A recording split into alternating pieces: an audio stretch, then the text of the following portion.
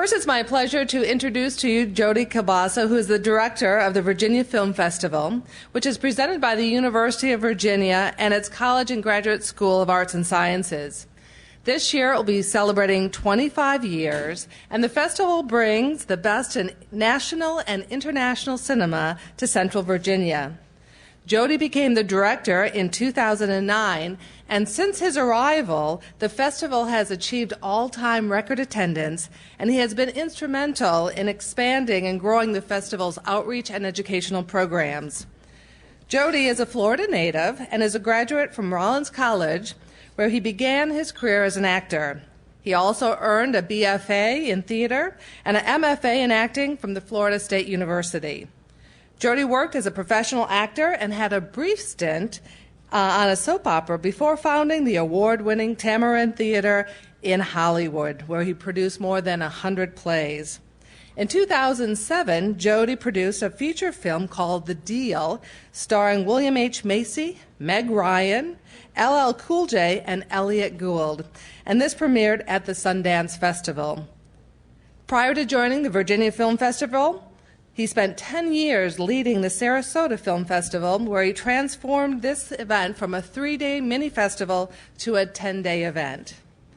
Our second speaker is Rita McClenny, who since 1991 has directed the efforts of the Virginia Film Office to recruit film and television production work to our state. And she is currently serving as the interim president and CEO for the Virginia Tourism Corporation. Rita considers recruiting Steven Spielberg's Lincoln to Virginia as a project of her lifetime. A native Virginia, Rita attended Vassar College and received a degree in economics from Fisk University. Governor McDonald appointed her to serve on the commission to honor the contributions of the women of Virginia. In 2010, she received the Teresa Pollock Award for her promotion of the arts in the area of film and was named to the Boomer Magazine's 2011 IT List. Rita serves on the board of directors for the Virginia Film Festival and several other advisory boards in Virginia and Washington, D.C. Please join us in welcoming Jody and Rita to More Than the Score.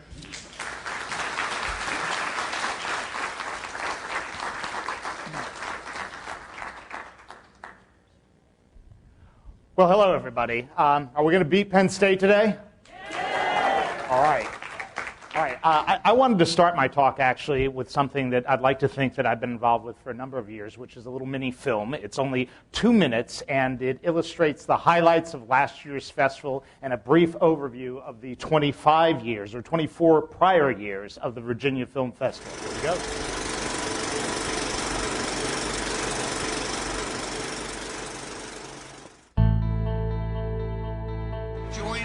Thanking our distinguished guest, how lucky we have been to have this time with Oliver Stone. There's that sense of however it's going to turn out is kind of okay to be in the moment. Well, I just wanted to make movies that I was attracted to the script. It really was a film that came from a place of passion. This is going to be one of the top regional destination film festivals in the United States. Certainly with what we can do with the University of Virginia behind us, with this incredible community surrounded by the Blue Ridge Mountains. Thank you for making this a great festival. We'll see you at the movies, ladies and gentlemen. Thank you. So as you saw, the Virginia Film Festival, it's actually a remarkable event. Over 100 films in just really 3.5 days. A lot of people say all the time that they run from theater to theater because the decision-making process is so difficult. Do I go see this particular film with Mia Wasikowska in it, or am I going to be on the other side of the grounds of the university watching Oliver Stone in a moderated conversation with Professor Larry Sabato of the Center for Politics in a discussion about JFK? I love those hard choices. It's great to see the incredible energy here in Charlottesville and across the grounds of the university. I cannot tell you what an incredible privilege it has been for me to be brought in by the University of Virginia. First of all, to be a faculty member and teach arts administration here at the university and the college, but also to run this festival. It is such a remarkably fun opportunity for me. All the things that I've trained for in my life have culminated in this particular role because I actually received a degree in history and have a tremendous interest in history and in politics. As a faculty member, I'm able to reach across the grounds to other faculty members and involve them in the festival. Of the 100-plus films, in fact, 2 years ago, it was 132 films that we screened over the course of the 4 days of the festival. Over 75% of those films had a faculty member either from the University of Virginia discussing those films, an expert from the community, or an academic from another institution here in the Commonwealth of Virginia. Or it had the guest filmmakers in to talk about those films, or in many cases, stars, people like Peter Bogdanovich, Norman Jewison, Oliver Stone, Cherry Jones, incredible. Matthew Broderick a few years ago was in my very, very first year, and it was great fun. We worked Matthew pretty hard on the final day of the festival. We screened Election. Followed that up with our closing night film that Matthew was currently starring in, A Wonderful World, and then ran him over for a surprise in the amphitheater where we were screening Ferris Bueller's Day Off in front of 500 students. And he came out on the stage and spoke for about 30 minutes, signed autographs, took pictures with everybody. The energy when those students literally rushed the amphitheater stage to come up. I was concerned for him for a second. They all whipped out their cell phones and they're taking photos, and he loved it, and he ate it up. And it's just a remarkable, again, privilege to be able to present this festival. The festival was founded 25 years ago by Governor Gerald Baliles with tremendous help from Patricia Kluge, and started out the first year with just a remarkable lineup, and instantly by the second year was bringing in Jimmy Stewart and Gregory Peck, which is remarkable. I mean, festivals just don't start out that way. And over the years, as you saw with the lineup with Sidney Poitier and Robert Altman and Roger Ebert and some of the people that have come in recent years, I mentioned Oliver Stone, but there's been Sandra Bullock and Nick Cage and Jason Robards. It's a remarkable lineup of classic Hollywood stars, current stars that come in, and then more than anything, the real fun of the festival is when we're able to tie in to the mission of the college and the university by integrating the students in discussions, their film work, and the college faculty as well. Some of the most engaging discussions happen after these films, and it's a testament to the community of Charlottesville. I ran the Sarasota Film Festival for 10 years, and I love Sarasota, don't get me wrong. Beautiful community, great festival that I built there. It was 10 days long, and 17 special events and 226 films. All that being said, it's a testament to the community here and to the university how the folks stay, sometimes for 45 minutes or an hour, to listen to people talk.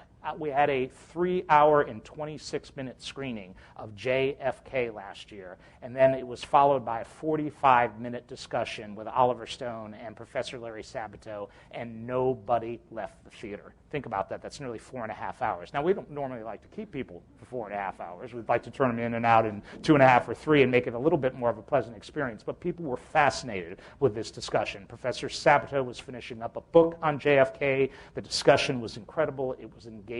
It was remarkable. Another thing that the festival does, and I think a lot of you might ask, gosh, why is the University of Virginia presenting a film festival? For what purpose? Well, we're, first of all, an arts organization. I think we're one of the largest cultural events, certainly here in Charlottesville. And I also think we've become an institution here in the Commonwealth as well. We are the largest film festival in the Mid-Atlantic, if you don't count New York City, and I don't really count New York City as being part of the Mid-Atlantic. So that's something for us to hang our hat on. And one of the ways that this festival distinguishes itself beyond other film festivals around the country, and believe me, there are over 1,500 film festivals across the United States, we're able to distinguish ourselves because we can rely upon the creative and intellectual firepower of the University of Virginia, and that is an extraordinary benefit to be able to present. I am particularly proud of 3 programs that we have been able to pull together in the last 4 years since I've been here that I believe are one-of-a-kind programs in the United States or in the entire country. And first of all, we started this with the Center for Politics. 4 years ago when I first got here, partnered with the Center for Politics and Larry Sabato to create an ongoing series as the Center for Politics marks important historical and political events of the 1960s that are celebrating their 50th anniversary. We started out my first year here in 2009 by screening out a documentary that the Center for Politics produced called Locked Out: The Fall of Massive Resistance. Marking the anniversary of Virginia locking out students 50 years ago. We had a number of those original students on hand in a remarkable discussion on the stage that was led by former Governor Doug Wilder. And I got to tell you, what a cathartic experience it was to watch 600 people see this incredible film marking the 50th anniversary and then convene a number of the people that were a part of that historical experience 50 years ago.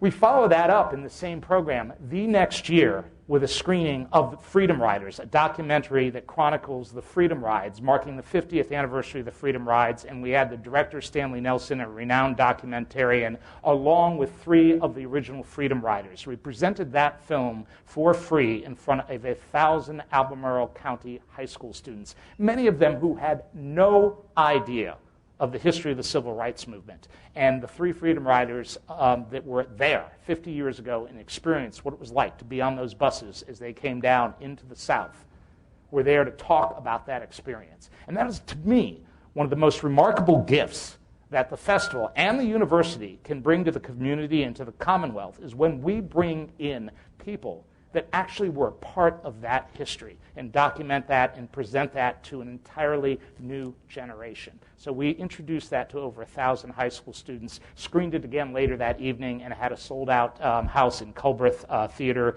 with nearly 600 people in attendance for a moderated discussion with Sabato. We create study guides for the students. Last year, the film was The Loving Story, chronicling the interracial marriage that was a landmark Supreme Court case in 1968. And of course, we also screened JFK, marking the 20th anniversary of JFK, and Professor Sabato moderated that conversation with Oliver Stone. Last year, we were particularly proud to launch a new series in partnership with the Library of Congress. We are the only academic institution to have this. And moving forward, we will screen a series of films each year that have been added to the National Film Registry, an act actually designated by Congress whereby films are selected each year and put into the National Film Registry and honored essentially for their cultural or historical significance. One of the highlights of last year was a screening of Terrence Malick's Badlands, and Sissy Spacek and Jack Fisk were involved in a moderated conversation immediately afterwards at the historic Paramount Theater. That conversation was moderated by Turner Classic Movies host Ben Mankiewicz. Sold-out audience again.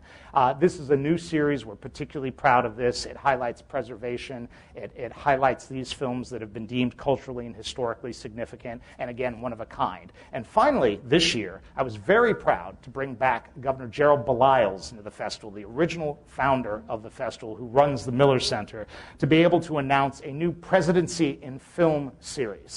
We're launching that this year with a screening of All the President's Men, marking the 40th anniversary of Watergate, and we're bringing in Bob Woodward for moderated discussion. I'm actually hoping we're going to get Carl Bernstein too, but that hasn't been decided yet. We haven't been able to confirm that. But it's that type of program that truly excites me that we're able to present. But there's a lot more to the festival as well. We have a nationally recognized outreach and education program that serves over 3,500 children each year in the Albemarle County area. We have a young filmmakers program. Last year we had over 300 elementary school students creating 90-second films that were screened during the festival, and over 500 kids and their parents were in to watch those films. This year we launched a high school filmmaking competition, and we're actually giving out $2,000 in prizes awarded to the top filmmakers, and their films will be screened. And of course we have a Family Day presentation of free screenings all day, 2 years ago, we screened the Academy Award-winning film Beauty and the Beast. We brought in the original voice of Belle, Paige O'Hara, who sang for the kids and signed autographs. And that's a lot of fun for the community to be able to involve them in that manner. Of course, there's the movie stars we bring in. And more than anything, I am blessed by having a very strong advisory board of UVA alums, many of whom live in Los Angeles and New York and have remarkably accomplished careers. The chair of that board is the Academy Award-winning producer of Rain Man, Mark Johnson, who has produced most of Barry Levinson's films, including Diner and Avalon, Rain Man, Good Morning Vietnam, recently produced the Chronicle of Narnia series. We have Julie Lynn, who brought us Albert Nobbs last year with Glenn Close. We have Ron Yerxa, who's produced Little Miss Sunshine and Cold Mountain. Glenn Williamson, Happy Thank You More Please, which won the Audience Favorite Award last year. Mark Abraham, who's a remarkable producer. Rita McClenny, who is the best film commissioner I've ever known and ever seen, and has done a remarkable job here for the Commonwealth as well. And the Virginia Film Office, it's true, is one of our strongest partners. And you know, I do want to say that the Virginia Film Festival was originally created with the idea that it would call attention to filmmaking in the Commonwealth and drive top talent here to recognize Virginia as a destination for filmmakers and ultimately to help the economy. A lot of people, I hear this all the time, oh, well, you know, we can't fund the arts because they don't really drive the economy. Oh, contraire, actually. There's a recent study that was just done here in Charlottesville that has determined that the arts create, I think, are fifth in terms of being an economic driver here in the community. The festival alone brings in over $2.5 million each year to the local economy, and that has been rising dramatically each year as we continue to top attendance records. This year alone, we have a 25th anniversary television special that will premiere in the second week of October and be broadcast throughout the Commonwealth on network television, including the D.C. market, to once again try and strengthen the Virginia Film Festival as a destination film festival. Finally, I'd like to leave with you that I think one of the most important aspects of the Virginia Film Festival is it's a convener. We are able to bring all of the disciplines across the grounds of the university together. I'm fortunate that I have a blank canvas each year, and I get to put on that canvas over 100 films. So you can imagine the topics that we're able to address. We're able to offer a very strong slate of foreign films, and important because it opens windows on other cultures. Strong documentaries that explore topical issues that we can bring in guest speakers. We're also, as a result of that, able to serve as a bridge to the community of Charlottesville and to the Commonwealth beyond. We had 24,000 plus people attend last year. 5,000 plus were students. A little over 19,000 were from the community and people that travel in from the mid-Atlantic. So just think of those ideas that are exchanged during the discussions afterwards, the people that are mingling, the students that get off the grounds of the university to go downtown, and the community that comes onto the grounds to watch films as well. It's a remarkable convener for our community and for the university itself, and I think that that's one of its most important missions. Finally, I want to share with you that the festival runs November 1st through 4th. I hope you will consider joining us this year. There's information on the festival on the table outside. It's not all hard work. It's not all going back to school and listening to lectures as well. It's a lot of fun. The movies are exceptional. There's great events, great parties, great discussions. So I encourage you to come. And I want to thank all of you for this wonderful opportunity to speak to you today. And I want to turn over the program now to Rita, who, as I mentioned before, has been just a joy to work with for me these past 4 years. Well, thank you all for coming here this morning because we're competing with the band outside, and that's a rocking band out there. So I'm impressed that you're here. Thank you. It's like throwing a party. You're like, will anyone come? It's a great competition. And Jody, I'd like to say thank you back for your partnership because it has been very fruitful, very meaningful, and good for the state of Virginia. which is what we are all about. You know, in thinking about, talking about Virginia grads, filmmaking in Virginia, I think about, in addition to like Mark Johnson, Tom Shadyac, who's a Virginia grad, decided that he wanted to make his film Evan Almighty here in Virginia, and he wanted to be close to Charlottesville. And I know he's done a lot for the community in terms of helping those who are underserved.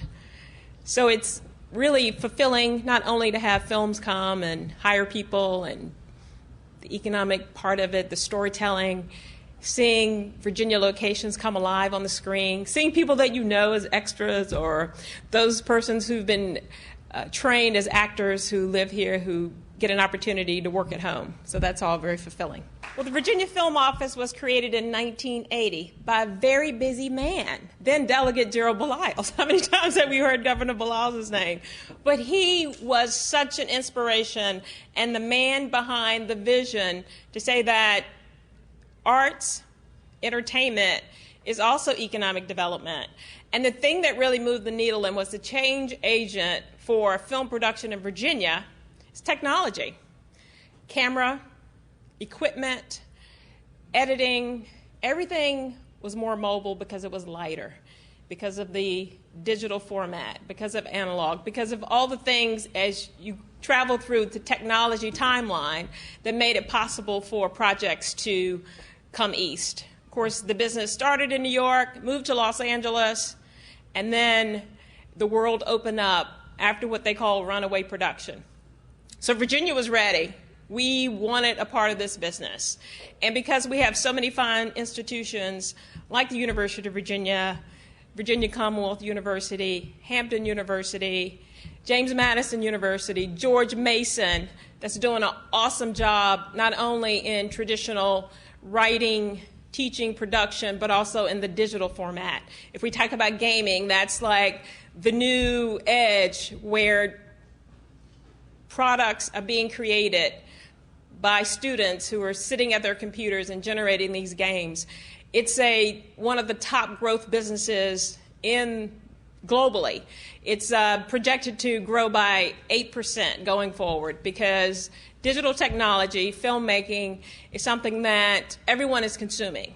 We're now not necessarily going to the movie theaters, but we're picking up our phones and we're watching a film right there on our device.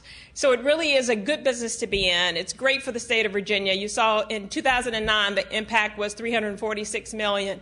Well, now we're up to $384 million for 2010, and we're working on the 2011 numbers now. It takes a little bit of time to get all the calculations in because we work with the Virginia Employment Commission to compile our numbers. We have to go each year. The governor has been great to us.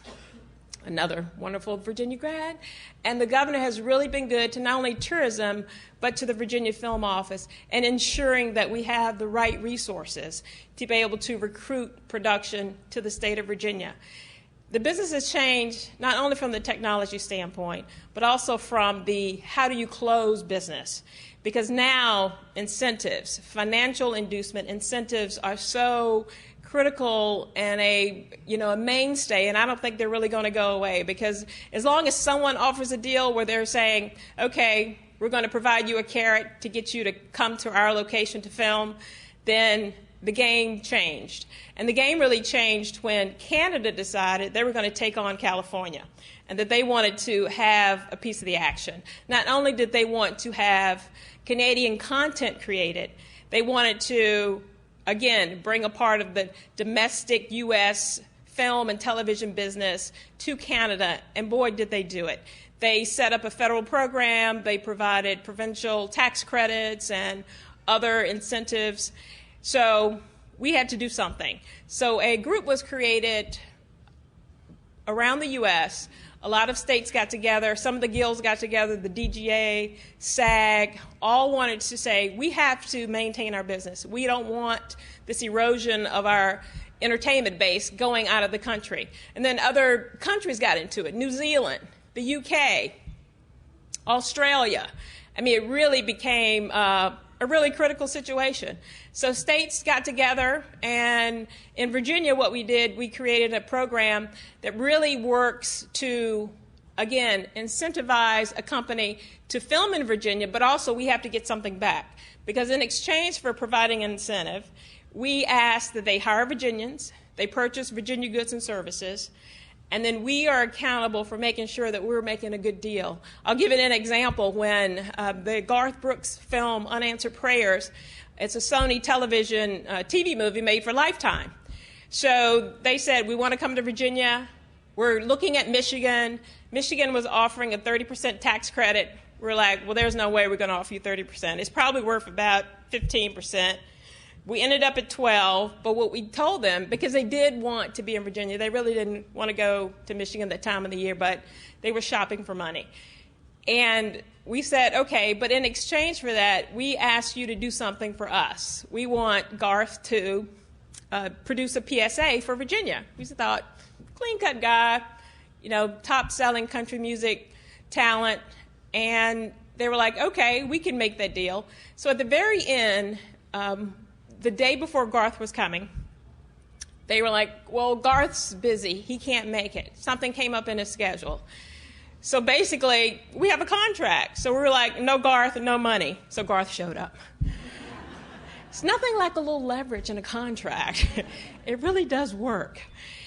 The other thing for filmmaking, we think about the creative side. We think about going to the movie theater or, watching a film at home or a TV show.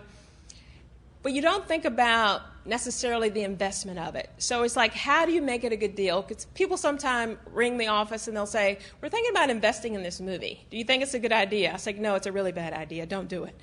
No, I don't say that. But, but the thing that people have to consider is that it really is one of the most risky propositions from a business standpoint that you can make if it's sort of the untrained eye, I call it.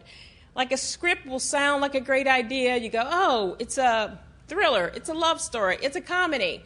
They have some pretty good actors that they're looking at. Then you go, well, who's really signed? So it's this, the egg and the chicken, which one comes first? And when we go out to recruit work from the West Coast, it's a matter of a project that has a great fit for Virginia. So let's use Lincoln as an example. Steven Spielberg. We worked on the project for 9 years before it actually came to fruition last year to be produced in Richmond and Petersburg. And it was a matter of, Liam Neeson was the first actor that he had his eye on to play Abraham Lincoln. And as time went on, he wasn't quite the right actor anymore. So then Daniel Day-Lewis emerges. So that's how really at the end of the day the film came together. But even DreamWorks, with the power of Disney behind them, because that's where Steven's deal is now, is with Disney, that they have to have other partners. Steven Spielberg had to go out and find additional money in order to make this movie based on a very popular piece of literature, Team of Rivals, the brilliance of the Abraham Lincoln presidency. So it just shows that it's a very delicate balance in finding a good piece of work to produce, to turn into a film, finding the right cast, finding the right locations, and the people to put it all together. And you still don't know. A filmmaker, when they talk about opening weekend, I mean, it's so much energy and so much nervousness because it really is, who will go see this? And that's the beauty and the magic of filmmaking, is that will it resonate? Will people be interested in it? Will they learn something? Will it make a difference in their lives? Will they tell other people to go see it? So all of those are part of the beautiful things that have to come together and line up and be a part of creating what really is art, what really is, in some cases, can be life-changing. And the beauty of film is that it's particular to each individual person. No one can tell you what a film, just like a piece of art, will mean to you. You have to experience it for yourself. And that's, again, really a part of the beauty of it. In our office, we have 6 people for the film office. And I will say that tourism is the third largest industry in Virginia. We just announced this week it's a $20 billion industry and 207,000 jobs. So I'm very fortunate to sort of sit at the epicenter of being a part of helping support. Because they thought, why is government in this business? It's because without our support and encouragement and putting together the resources, the people, with the locations, with the assets that come together to really have people pay attention to Virginia, because it's very, very competitive, as I mentioned, but it really does have a wonderful payoff, because there's nothing more satisfying than seeing Virginians who want to raise their families and live in Virginia to be able to stay home and do just that, and to have other people come from around the world, or Steven Spielberg to say, I chose Virginia because of its rich history and because of the exceptional architecture that has been maintained. And he could think of no better place in the world to make this movie, and the fact that Abraham Lincoln walked in many of the locations that he filmed in. City Point in Hopewell, Petersburg, Richmond, Virginia, the Capitol, the Museum of the Confederacy. All of these locations were used as a part of the film, and they were quite authentic. So we're so excited when this film comes out on November the 9th. I hope you'll go see it. November the 16th, it goes wide around Virginia. And I want to say hello to two of my dear friends, Denny King and Jody Bushkin, who've been so instrumental in helping the film festival and helping the film office. I'm so glad you guys are here. I just want to acknowledge you and say thank you. I know that our time, because we're going to do Q&A. Should I wrap it up? Well, thank you all for your time and attention. And decimate Penn State. Yay. Thank you.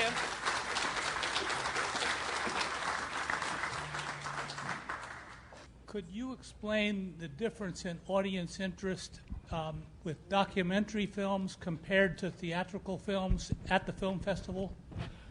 Well, we have a very strong documentary program. It's something that I think is a great thing. I think that over the last, probably dozen years or so, there's been increased interest in documentaries. I also think because filmmaking through technology has become a little bit more accessible, there are people that have become documentarians because they've been able to find really fascinating subject matter.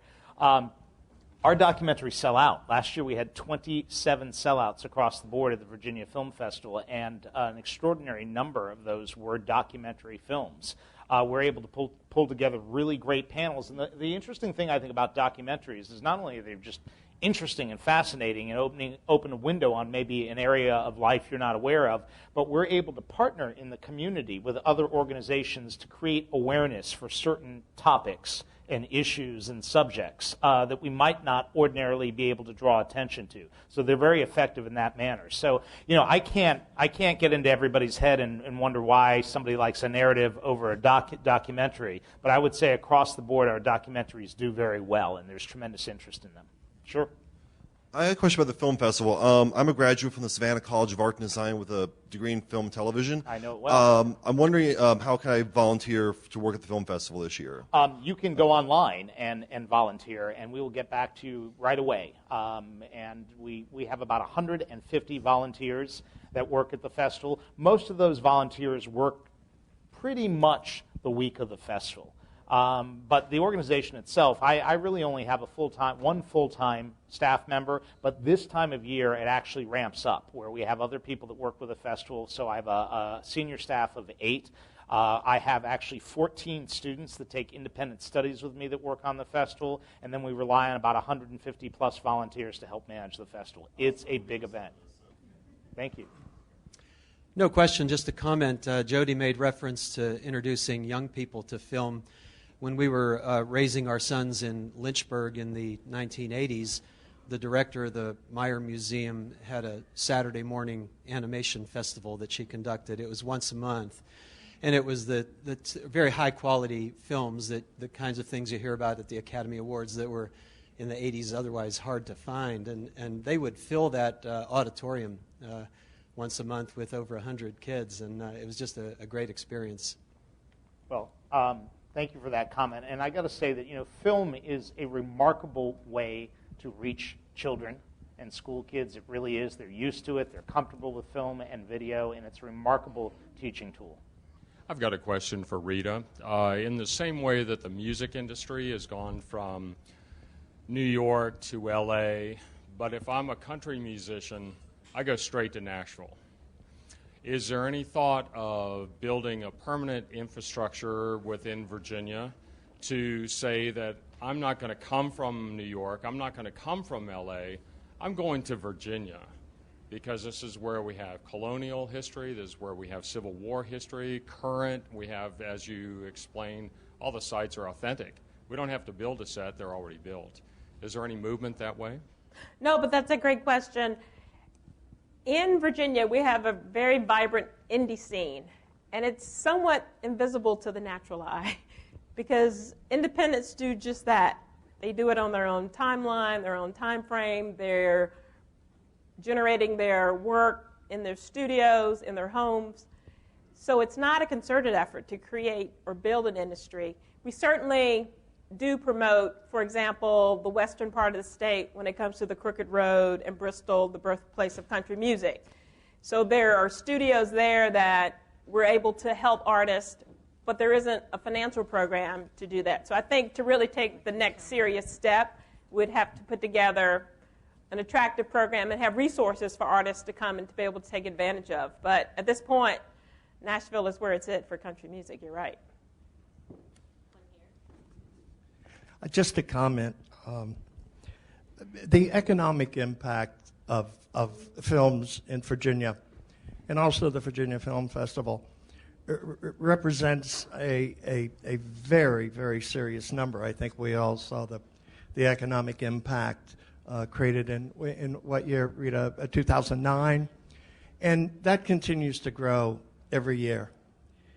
And in addition to that, I think one of the things that we oftentimes forget is the subliminal effect of a motion picture being shot in this great Commonwealth.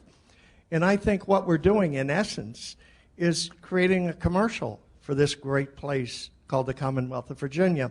Because when people sit in the theater and they look at the credits and they see, oh, that was shot in Virginia, we should go there on our next vacation. And, you know, that's a really important point. So I think even the hundreds of millions of dollars, the direct economic impact, I think the indirect economic impact is equally as important. Just saying. And you are correct.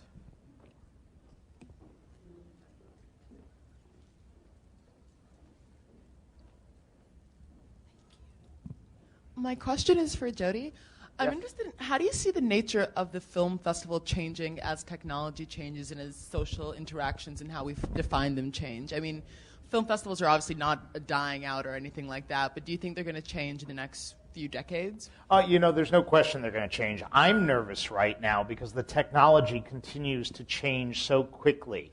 By the end of this year, there will be almost no 35 millimeter projectors in any commercial theater in the United States. We've actually retained two in the Regal on the downtown mall here that are being left here exclusively for the Virginia Film Festival. They're not going to use them ever. They're just for us because we continue to screen them. We have our own that we actually have to move in and out of the Paramount Theater and the Culbreth Theater at great expense every year.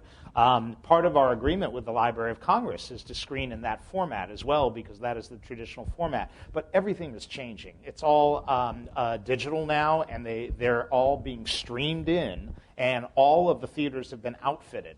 At some point, and it will be quite expensive, I'm going to have to try and find funding so that we can stream in the Paramount and in Culbreth because I'm not going to be able to get films. They're not going to make them on 35 millimeter anymore. I'll be able to screen classic and archival films, but not the most current that's out there. And part of the way my vision for this film festival is to be able to screen the very best films that are out there currently. And yes, we do screen classic and archival films, but the thrust of it is to screen what's contemporary out there. So that's going to be a real problem down the road. How it changes our movie viewing, I don't think that will change. I think that there is something communal about people getting together in a dark theater and watching on the big screen that is unique and special, and sharing that energy and that feeling that is entirely different than watching it in your basement on a flat screen or in your living room, and I don't think that will ever change. That's why people still go to the movies, and they're surviving and thriving. And every year I see the rundown from Hollywood, and they're going, oh, we're having a bad year, and then all of a sudden they have 5 blockbusters, and it's the best year they've ever had. Just right when it's a death knell for Hollywood. And I have seen this for the last 15 years that I've run film festivals, so I'm not really worried about that aspect of it. How we view the movies, even with all the technology and smartphones, it's no fun to watch, Batman or Superman or anything, or, my God, a foreign film on your iPhone. That's not cool. So I don't think that's going to change. I mean, I guess if you're waiting in line, it's better than nothing. But that's not how I want to watch my films. Rita, are you courting any big producers or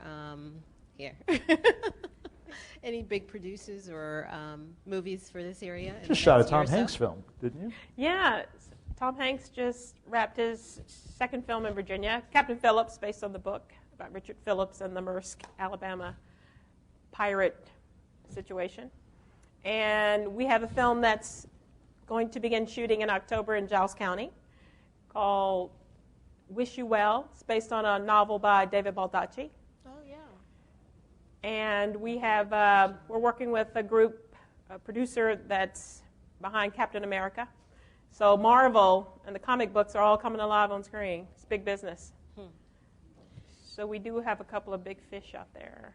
Jody, any big stars we can expect this year at the film festival? Well, we make our announcement on October 2nd, and since you're going on YouTube with this, I cannot share that. I can tell you something that's actually, I think, really meaningful that I'll share with you, and I've not really announced this, but we are screening a new documentary called Ethel, which has played the festival circuit, about Ethel Kennedy by Rory Kennedy, her daughter. And what's really fascinating about this film is that 52 years ago, Bobby and Ethel lived in Charlottesville as he went to UVA's law school. And apparently he was just an okay student, but I believe he was the president of the Law Review, and he wanted to bring in Ralph Bunche, Dr. Ralph Bunche, who was the head of the UN and African-American and won the Nobel Peace Prize. And Dr. Bunche said, I would love to come in and speak, but it needs to be in front of an integrated audience, which apparently had never happened here on the grounds or in Charlottesville. And Bobby Kennedy went to Colgate Darden and lobbied for that, citing a legal case at another university. And President Darden went for it. The discussion happened in Cabell Hall, old Cabell Hall now, and we're going to screen that film in old Cabell Hall. And I believe one of the Kennedys will come in along with that film to talk about it. There's a beautiful segment for about 4 or 5 minutes in the film that deals with this particular circumstance and interesting shots of the university as it was back then in 1950. So it's that thing I can announce, and it's that kind of thing that we do.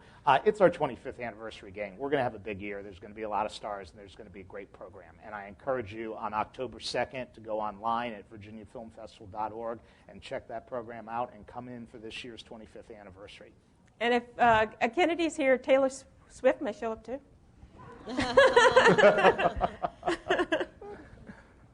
Oh, my daughter would love that. We'll take 2 more questions.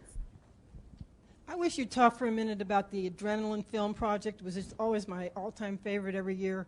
Happily. Adrenaline Film Project was started by my predecessor along with a Charlottesvillian who is actually shooting a film right now with Jim Carrey, Jeff Wadlow.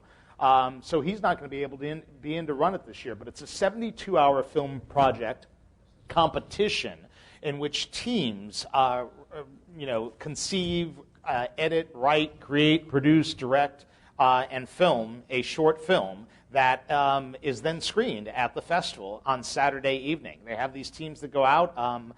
They're given a theme and a prop, and they have 72 hours to create the film. Each year we have several student teams from the University of Virginia. Lighthouse fields some high school teams, and then it's open to the general public. So we have people that come from all over the Commonwealth that create teams, and they're running like crazy all over Charlottesville during the festival to create these films. It's very fun. It's very engaging. It's a great opportunity to learn filmmaking, and we bring in top mentors to work with them in the filmmaking process. A couple years back, Peter Bogdanovich came in and spent about 2.5 hours with these students as they're creating the films, giving them some advice. The mentors that we bring in to oversee the project all have great experience as well. Any final words? No, I hope everyone goes to see Lincoln on November the 16th, if not earlier. Yay. You know, I would just like to thank Althea and the Office of Engagement and all of you alumni, and thank you very much.